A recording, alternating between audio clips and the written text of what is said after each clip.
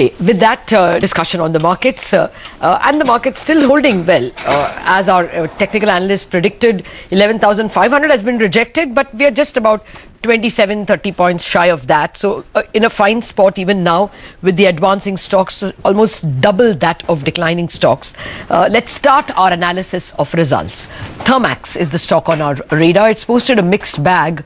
While the top line looked good, margins were tepid, and that has impacted the profit number. MS Unnikrishnan, Managing Director of Thermax, joins us now. Good morning, Mr. Unnikrishnan. Thank you very much for joining us. It's not showing up in the profit and in the EBITDA.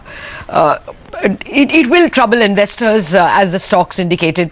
What went wrong in terms of margins and bottom line? Lata, if I had to divide the company's performance for the domestic operations and the international operations, the answer would be something different. Because the top line growth had been a 16 to 17%.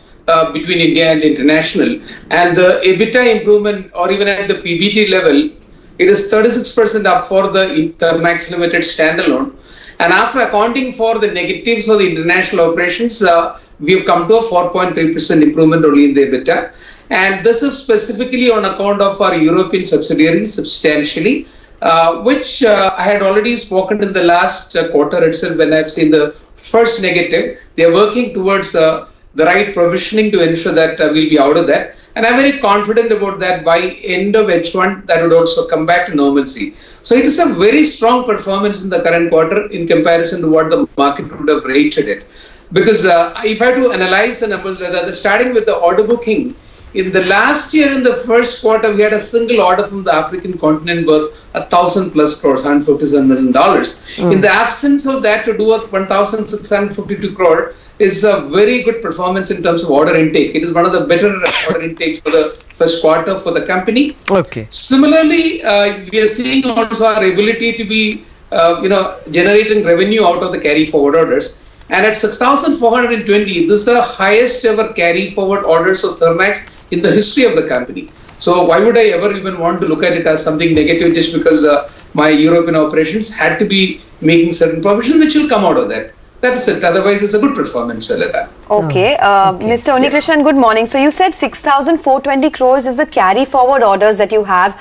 But can you give us some visibility on what the order pipeline could look like, say over the next 1 to 2 years? Where do you see fresh orders coming from? Well, it is not going to be that there is one sector going to be giving us large orders anymore. Because in the last 3 to 4 quarters, whatever was available in the domestic market, for example, in the fertilizer sector, all the orders were picked up by Thermax. In the oil and gas sector, whichever was related to Bharat 6, we were the main beneficiary out of that. And the steel expansion, there were only 2 projects which I used to continue talking about, one based in Maharashtra, other one based in Orissa. The Maharashtra one was already picked up by us in the first quarter. So I'm not expecting steel sector to be coming in. So going forward for the next 18 months to 24 months, I've got to be satisfied with the medium-sized project orders, not the very large project orders. Power sector, there will be nil. I'm expecting cement sector, despite whatever Nilesh mentioned about, they're all having very strong balance sheet and their capacity utilization is picking and inching closer to 80%. So I'm looking forward to a couple of more greenfield projects and I'm having inquiries in that sector. International orders, both in Southeast Asia and African continent, should start picking up in the next 18-month period of time. And apart from that, the medium-sized orders going to come from food processing, automobile, ancillaries, part sugar also are the ones that I'm looking forward to. But it can't be any one sector going to help me out in a substantial way. Okay. Broadly, how does the ordering environment look, Mr. Unnikrishnan? I mean, I'm not looking at next quarter, but generally, can we at least assume that the capex cycle is turning at all? We see a lot of improvement in consumption, not quite in capex.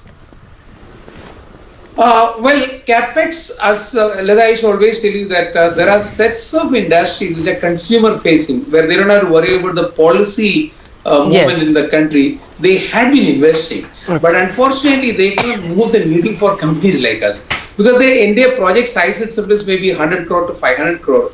In that, the capex orders that companies would receive will be single-digit crores of rupees. That won't move the needle. But that is massive in number. I need to give an input. The quantum of inquiries coming from the consumer-oriented sector in the country has gone up by almost 18-19% in the last 3 quarters. But ordering has not gone up.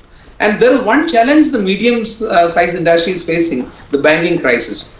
The kind of clampdown which has happened from the public sector banking system for lending today for new projects is nobody seems to be wanting to lend. So that's a challenge that I'm seeing for this particular industry. So all those who have got cash on balance sheet or leverageable history in the past will continue to be investing. But otherwise, I agree with you. There could be some challenges and headwinds that we may face going forward, even for the sector. But other sectors which can order is steel capacity is going to go up in the country. I mean, every steel company is turned around. And I'm sure they are not making money; they're minting money now. At that level, capacity expansion is going to happen like that in that area. ONG sector, which did not invest at all in the last cycle, I have a belief in my mind they will have to start ordering out. Well, I can't talk about a quarter as you mentioned about. Could be in a year period of time, you could see at least 1 or 2 refineries ordering out. Power itself, I don't think, I'm sorry to say that nobody seems to be worried about that sector in the country, and you already have a peak shortage in the country, which can't be taken care by solar or wind. So that can revive only when the banks or the government put together take a decision that we need to have thermal power plant coming back to the country. Okay. Well, today the courts are going to worry about it. There is a power company versus RBI case coming up for hearing. Thank you very much, Mr. Unnikrishnan, for joining us, both with your near-term and your longer-term perspective. Well, we need to take our first break after the markets open.